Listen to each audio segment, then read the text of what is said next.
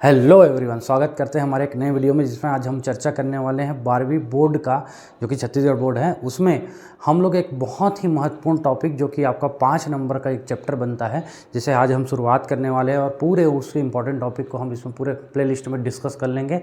तो जो टॉपिक आज हम डिस्कस करने वाले हैं उसका नाम है सेमीकंडक्टर अर्थात अर्धचालक।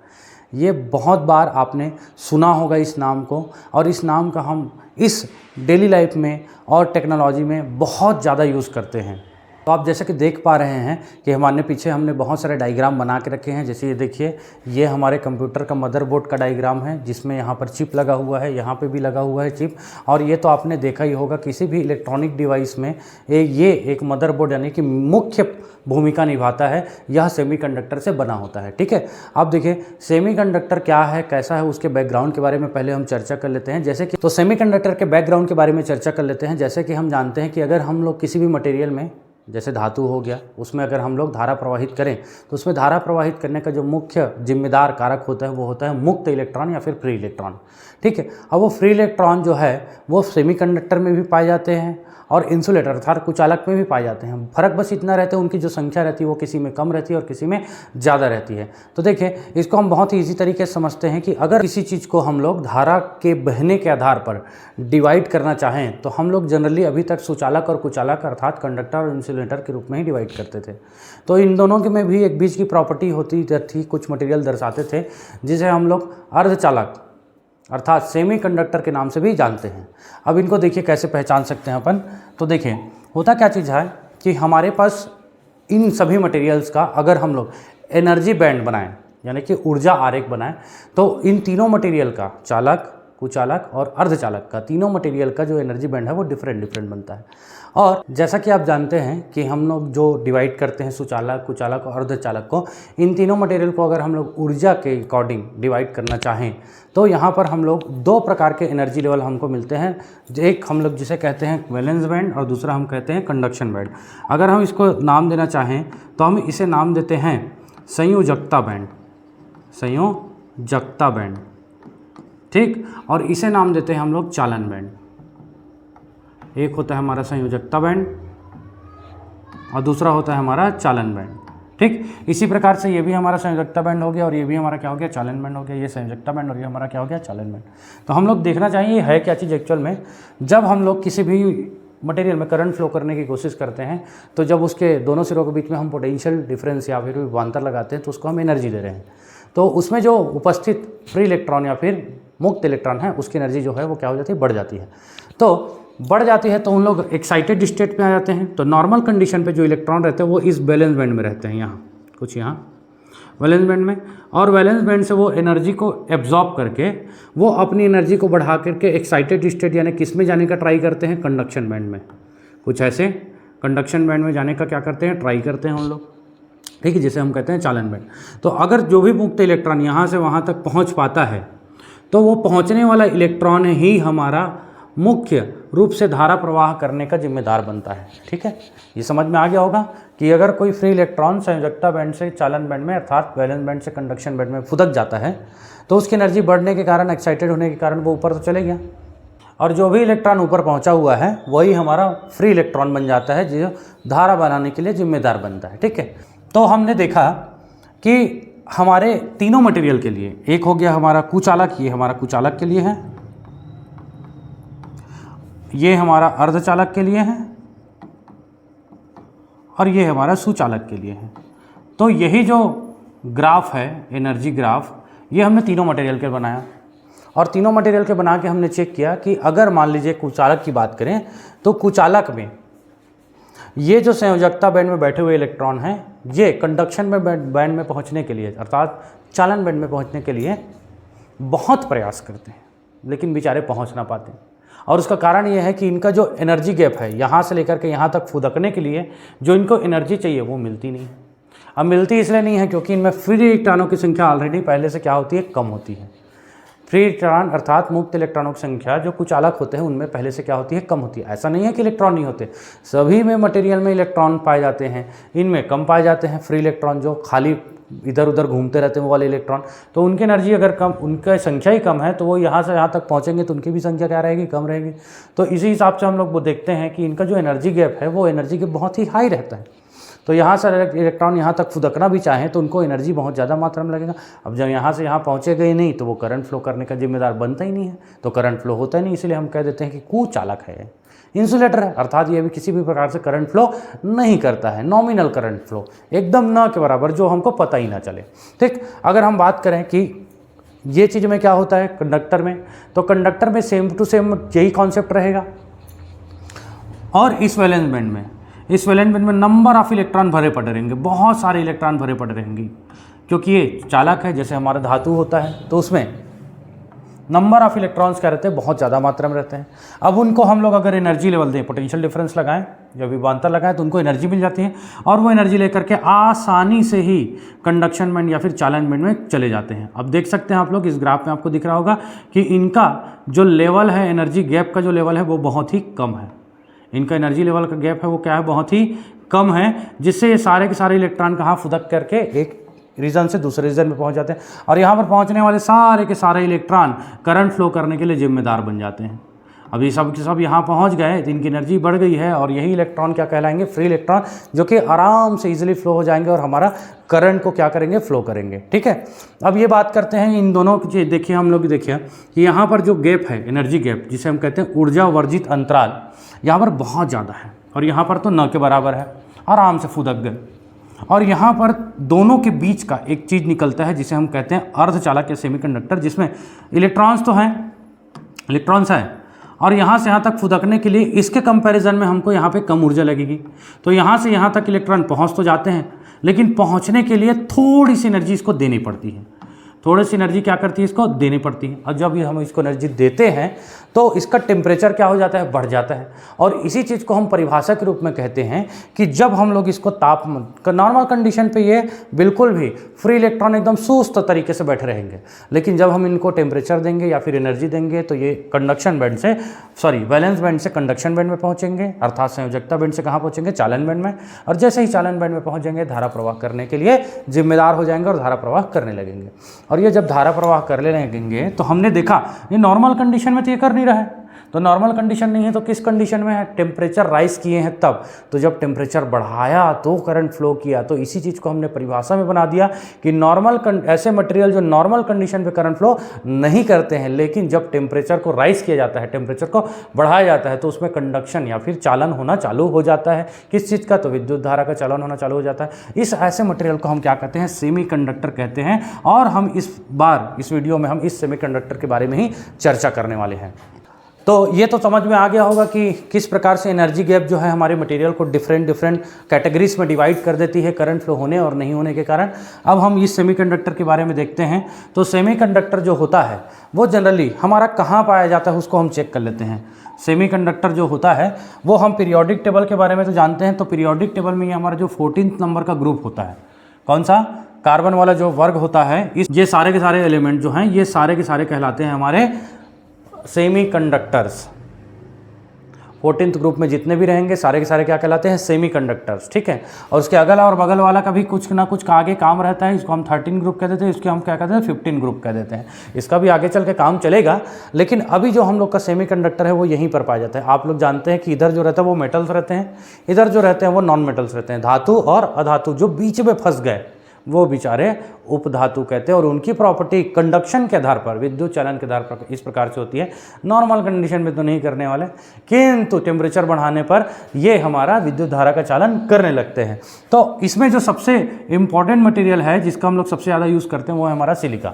अब सिलिका का यूज़ क्यों करते हैं, क्योंकि आसानी से मिल जाता है। और आसानी से कैसे मिल जाता है, तो सिलिका जो है वो हमारे रेत में सिलिका ऑक्साइड के फॉर्म में पाया जाता है, जिसे हम लोग फैक्ट्री में ले जा करके 2000 डिग्री डिग्री सेल्सियस पे बर्न करते हैं और वहाँ से सिलिका को बहुत ईजिली निकाल सकते हैं। और आपको तो पता है कि ये जो हमारे रेत है या सिलिका है ये तो रेगिस्तान में फ्री में पाया जाता है, तो हम लोग को ये ईजिली मिल जाता है, इसलिए हम लोग सिलिका का सबसे ज़्यादा यूज़ करते हैं। आप देख सकते हैं कि सिलिका हो गया, कार्बन हो गया, जर्मेनियम हो गया, स्ट्रोंटियम हो गया, टीन जिसे कहते हैं, लेड हो गया, ये सारे के सारे क्या कहलाते हैं? सेमीकंडक्टर कहलाते हैं। देखो अब ये तो बात हो गई सेमीकंडक्टर की, तो ये सेमीकंडक्टर को हम लोग भी ना कैटेगराइज करते हैं। सेमीकंडक्टर यानी अर्धचालक को हम क्या करते हैं? कैटेगराइज करते हैं। तो अर्धचालक को जब कैटेगराइज करना चालू किया तो जितने भी 14 वाले थे, जितने भी क्या थे? 14 वाले थे, उन सब को 14 ग्रुप वाले को हम लोगों ने क्या किया? नाम दिया, जिसका नाम था 14 ग्रुप वाले का नाम है हमारा निज अर्धचालक या फिर शुद्ध अर्धचालक। निज अर्धचालक या फिर क्या कहलाते हैं? शुद्ध अर्धचालक। ठीक, प्योर सेमीकंडक्टर। ठीक है, अच्छा ध्यान देंगे आप लोग को ये थोड़ा सा नाम से क्लियर हो गया होगा कि शुद्ध का मतलब क्या होता है? वो खुद से बना रहता है, किसी और भी मटेरियल को हम लोग नहीं मिलाते हैं, ये हमारा कहलाता है शुद्ध अर्धचालक। तो होगा क्या रहा है कि जैसे हम लोग का जो 14 ग्रुप वाला है, तो 14 ग्रुप वाले में जितने भी एलिमेंट आएंगे, जितने भी मटेरियल आएंगे, वो सारे के सारे जो है हमारे क्या कहलाते हैं? प्योर सेमीकंडक्टर या फिर इंट्रिंसिक सेमीकंडक्टर, या फिर हम प्योर सेमीकंडक्टर भी कह सकते हैं इसको। अब हो क्या चीज़ कि जैसे हमारा जो प्योर सेमीकंडक्टर है, उस सेमीकंडक्टर की हमारी प्रॉपर्टी जो होती है वो कम होती है, और उस प्रॉपर्टी को हम इंक्रीज करने के लिए उसमें और भी कुछ मटेरियल डाल देते हैं। जैसे हम लोग खाना बनाते हैं तो सब्जी बनाने के समय हम लोग उसमें मिर्ची, मसाला, नमक डाल देते हैं ताकि उसका टेस्ट क्या हो जाए? बढ़ जाए। ठीक उसी प्रकार से उसकी प्रॉपर्टी बढ़ाने के लिए, किसकी? सेमीकंडक्टर की प्रॉपर्टी बढ़ाने के लिए हम उसमें कुछ और मिला देते हैं। और कुछ और किसको मिलाते हैं? तो ये जो मिलाने की प्रक्रिया होती है उसे हम कहते हैं अशुद्धि मिलाना या फिर कहते हैं डोपिंग। तो इस मटेरियल में हम क्या करते हैं? डोपिंग करते हैं। क्या करते हैं? डोपिंग। और यही डोपिंग करने की प्रोसेस को हम लोग क्या कहते हैं? अशुद्धि मिलाना। ठीक है, अब डोपिंग किसकी करते हैं? तो जनरली हमारे घर में अगर अशुद्धि मिलानी हो तो हमारे पड़ोसी ही सबसे पहले अशुद्धि मिलाते हैं। तो अगर हम 14th ग्रुप को अगर बेस सेमीकंडक्टर मान ले तो उसके पड़ोसी होंगे 13 और उसके पड़ोसी होंगे 15, अगल और बगल। तो इन्हीं अगल और बगल वाले को मिला करके डोपिंग किया जाता है, जिससे हमारी नॉर्मल सेमीकंडक्टर अर्थात शुद्ध अर्धचालक की जो प्रॉपर्टी होती है वो क्या हो जाती है? बढ़ जाती है। तो जब हम लोग इसमें डोपिंग करना चालू करते हैं, इसमें डोपिंग करते हैं तो दो तरीके से होगा। एक 14 में हमने मिलाया 13 वाला, या 14 में हमने मिलाया 15 वाला। 14 में हमने नहीं मिलाया 13 वाला, या 14 में हमने नहीं मिलाया 15 वाला। तो अगर ये टाइप का बनता है ये वाला, तो हम इसे नाम देते हैं पी टाइप सेमीकंडक्टर। क्या नाम देते हैं? P type semiconductor. और अगर 14 में 15 वाले को मिलाया तो हम इसे नाम देते हैं एन टाइप सेमीकंडक्टर। दोनों का नाम आपको क्लियर हो जाएगा क्यों नाम देते हैं पी टाइप और एन टाइप। तो डोपिंग तो हो गई, तो डोपिंग होने के बाद ये जो हिंदी नाम पड़ता है इसका हम कहते हैं अशुद्ध अर्धचालक। ये शुद्ध था, अब नहीं है, अशुद्ध अर्धचालक। ठीक है, इस अशुद्ध अर्धचालक को हम लोग बाह्य अर्धचालक भी कहते हैं। अगर हम लोग इंग्लिश नाम की चर्चा करें तो हम इसे इम्प्योर सेमीकंडक्टर या फिर एक्सट्रिंसिक सेमीकंडक्टर कहते हैं। तो ये तो क्लियर हो गया होगा आप लोग का कि डोपिंग करते हैं, डोपिंग की प्रोसेस क्या होती है, डोपिंग होने के बाद क्या बनता है? प्योर से वो इम्प्योर हो जाता है। अब ये पी टाइप और एन टाइप के बारे में हमको डिटेल में चर्चा करना है कि कैसे होता है। तो अगर हम लोग देखें तो पी टाइप और एन टाइप बनेगा कैसे, तो आप सिंपल से चेक कर सकते हैं। यहाँ पे अगर हम लोग 13-14 वाला बेस मटेरियल रहेगा उसमें फॉरेन मटेरियल मिलाएं तो यहाँ पर हमारा बनेगा सिलिकॉन और एल्यूमिनियम। सिलिकॉन और एल्यूमिनियम हमारा एक एग्जांपल बनेगा किसका? पी टाइप का। और यहाँ पर हमारा सिलिकॉन और फास्फोरस, सिलिकॉन और फास्फोरस ये हमारा बनेगा एन टाइप का एग्जांपल। ये हमारा कॉम्बिनेशन रहेगा पी टाइप का और ये हमारा कॉम्बिनेशन रहेगा एन टाइप का। ठीक, इसी प्रकार से हमारा जर्मेनियम में अगर गैलियम मिला दें तो पी टाइप, जर्मेनियम में आर्सेनिक मिला दे तो एन टाइप। एग्जाम्पल याद रखेंगे, ये हो सकता है कि छोटे छोटे एक एक नंबर मार्क्स के रूप में पूछ दें। ठीक, तो आगे बढ़ते हैं और हम पी टाइप और एन टाइप में कैसे करंट फ्लो होता है। हमने तो बोल दिया ना कि सेमीकंडक्टर क्या होता है, नॉर्मल कंडीशन पे करंट फ्लो नहीं करता, अगर टेम्परेचर बढ़ाए तो करंट फ्लो करता है। तो उसकी भी एक कंडीशन होगी कि कैसे वो करंट फ्लो करता है। तो उस करंट फ्लो को हम आज समझने वाले हैं, चलिए देखते हैं। तो हम लोग सबसे पहले तो पी टाइप और एन टाइप को समझना चाह रहे हैं तो हम उसका डायग्राम बना समझते हैं, पी टाइप में क्या होता है और एन टाइप में क्या होता है। तो मैं आपको पहले एन टाइप समझाने वाला हूं। तो एन टाइप का सबसे पहले हम एक एग्जांपल लेते हैं। एन टाइप बनेगा कैसे, तो एन टाइप हमारा ना 14 में हम 15 को मिलाएंगे। 14 को 15 में मिलाएंगे तो हम एग्जांपल ले लेते हैं। हमारे पास 14 नंबर का क्या है सिलिकॉन और 15 नंबर का क्या है फास्फोरस, तो फिर 14 और 15 को मिलाएंगे। अब हम चेक करने वाले हैं कि 14 नंबर जो होता है उसका जो इलेक्ट्रॉनिक कन्फिग्रेशन की बात करें तो सिलिकॉन के इलेक्ट्रॉनिक कन्फिग्रेशन बनेगा, पहले को उसमें आएंगे 2, दूसरे में आएंगे 8 और तीसरे वाले में बचत में जितना बच गया तो 8 और 2 कितना हो गया 10 और ये नंबर है 14 तो कितना बचा 4, तो इसका इलेक्ट्रॉनिक कन्फिग्रेशन में बनता है 2, 8, 4। और इसी प्रकार से फास्फोरस का बनता है 2, 8 और 5। तो हम ये देखते हैं कि इसके एक्सटर्नल सेल में कितने इलेक्ट्रॉन रहते हैं 4 और इसके एक्सटर्नल सेल में कितने इलेक्ट्रॉन रहते हैं 5। तो इसे हम कहते हैं टेट्रावेलेंट और इसे हम कहते हैं पेंटावेलेंट। इसे हम कहते हैं चतुर्संयोजी और इसे हम कहते हैं पंचसंयोजी। तो इसकी जो संयोजकता होती है वो होती है 4 और इसकी संयोजकता होती है वो कितनी होती है 5। तो एक्चुअल में हमारा जो मटेरियल होता है, जो बेस मटेरियल होता है वो हमारा कहलाता है कौन सा, सिलिकॉन। सिलिकॉन कहलाता है। तो हम सिलिकॉन के बीच में डोपिंग करने वाले हैं किसकी, फास्फोरस की। तो हम सब तरफ से सिलिकॉन को घेर देते हैं, सिलिकॉन सिलिकॉन सिलिकॉन, सब दिशा में क्या फैला रहेगा, सिलिकॉन ही फैला रहेगा कुछ इस तरीके से, ठीक। और हम बात करें किसकी, फास्फोरस की, तो फास्फोरस हमारा क्या रहेगा, बेचारा बीच वाला मटेरियल बनेगा। फास्फोरस हमारा क्या रहता है, बीच में बस फंस जाता है ये हमारा कुछ इस तरीके से। अब हम देखते हैं कि इसके आउटर सेल में कितने इलेक्ट्रॉन रहते हैं, तो इसके आउटर सेल में 5। अब हम बात करें किसके, सिलिकॉन के, तो सिलिकॉन के आउटर में 4, यहाँ भी 4, यहाँ भी 4 रहते हैं और यहाँ भी क्या रहते हैं, 4 रहते हैं। तो ये लोग ना आपस में कोऑर्डिनेशन बॉन्ड बनाते हैं, कौन, फास्फोरस। कैसे, तो इसके आउटर में कितना फैला हुआ है, तो इसके आउटर में है कितना 5, 1 2 3 4 और एक और एक्स्ट्रा है, ये हुआ 5, ठीक। यहाँ पे बना देते हैं। और इसके आउटर में कितना है, तो इसके आउटर में कितना है 4, 1 2 3 और ये हो गया 4। इसके आउटर में 1 2 3 और ये 4। इसके भी वैसे हो जाएगा 1 2 3 और 4, ठीक। यहाँ भी ऐसे हो जाएगा 1 2 3 और 4, ठीक। तो ये हो गया हमारा सिलिकॉन। अब देखो सारे के सारे जो एलिमेंट है वो स्थायित्व की प्राप्त करने के लिए अपने ऑक्टेट रूल को अपनाते हैं, अर्थात अपने अष्टक नियम के द्वारा अपने आउटर सेल में 8 इलेक्ट्रॉन को कंप्लीट करने का मेहनत करते रहते हैं। वो बात अलग है कि उनका मेहनत सफल होता है कि नहीं होता है, वो अलग चीज़ है। तो जब मेहनत करने लगते हैं तो ये सिलिकॉन का हम लोग देखते हैं कि अष्टक नियम पूर्ण करने के लिए इसको 4 की ज़रूरत है और इस फास्फोरस को कितने की ज़रूरत है, 3 को ज़रूरत है। तो सिलिकॉन गया हाथ फैला के, ओ भाई तेरा 4 इलेक्ट्रॉन मेरे को दे दे करके, 4 तो है मेरे पास, 4 और दे दे, मेरा अष्टक पूर्ण हो जाएगा। तो फास्फोरस कहता है कि मेरे पास तो है ही 5, अगर 4 का 4 तेरे दे दूँ तो एक ठो को क्या मैं करूँगा, एक ठो लेके मैं क्या करूँगा। तो फास्फोरस भी उसको कहता है कि नहीं तू ही दे दे मेरे को, तेरे पास तो 4 है, मेरे पास तो ज़्यादा ज़रूरत है, मेरे को 3 ही चाहिए, तेरे 4 चाहिए तो आप मेरे को दे दीजिए। तो सिलिकॉन और इनकी बनती नहीं है आपस में, और बनती नहीं है तो इन लोग बीच का तरीका निकालते हैं और कोऑर्डिनेशन बॉन्ड बनाते हैं, जिसे हम कहते हैं सहसंयोजक बंध या फिर साझा का बंध। तो ये साझा का बंध बना करके कुछ इस तरीके से नॉर्मल बैठे रहते हैं। ये एक साझा बंध यहाँ बनता है, एक साझा यहाँ बनता है, एक साझा यहाँ बनता है और एक साझा यहाँ बनता है। ऐसे इनके क्रिस्टल में बहुत सारे साझा के बॉन्ड बनते हैं, सहसंयोजक बंध, ठीक। लेकिन आप ध्यान ये होंगे कि जो एक इलेक्ट्रॉन है ये वाला, ये एक इलेक्ट्रॉन अकेले बैठ बच गया, ये इलेक्ट्रॉन क्या हो गया, बच गया। और यही इलेक्ट्रॉन जो है वो हमारा कहलाता है फ्री इलेक्ट्रॉन। अब यही फ्री इलेक्ट्रॉन हमारा इधर उधर भागने के लिए क्या कहता है, फ्री रहता है, जिसे हम कहते हैं मुक्त इलेक्ट्रॉन या फिर फ्री इलेक्ट्रॉन। अब ये कहीं जाना चाहता है, आना चाहता है, तो उसके लिए क्या है, ये स्वतंत्र है। अब यही हमारा जो फ्री इलेक्ट्रॉन है, यही हमारे इधर उधर भाग के करंट को फ्लो करता है। समझ में आई ये वाली बात। तो हमारा जो एन टाइप वाला सेमीकंडक्टर होता है, उसमें जो करंट फ्लो करने वाला चार्ज कैरियर होता है, आवेशवाहक, वो कौन होता है, इलेक्ट्रॉन। अब ध्यान देंगे इलेक्ट्रॉन में हमारा कौन सा प्रकार का चार्ज होता है, निगेटिव। तो निगेटिव प्रकार का चार्ज होता है, इसलिए हमारा इसको हम नाम देते हैं एन टाइप सेमीकंडक्टर। इसे हम नाम देते हैं क्या चीज़, तो एन टाइप सेमीकंडक्टर। अब इसी तरीके से हम चलते हैं इधर, तो इधर भी हम लोग एक एग्जांपल लेके समझते हैं कि यहाँ पे हमारा पी टाइप सेमीकंडक्टर में एक एग्जांपल बन जाएगा हमारा 14 में से किसको मिलाएंगे, 13 को। तो 14 का एग्जांपल हो जाएगा हमारा सिलिकॉन और 13 का एग्जांपल हमारा हो जाएगा एल्यूमिनियम। डोपिंग हो गई।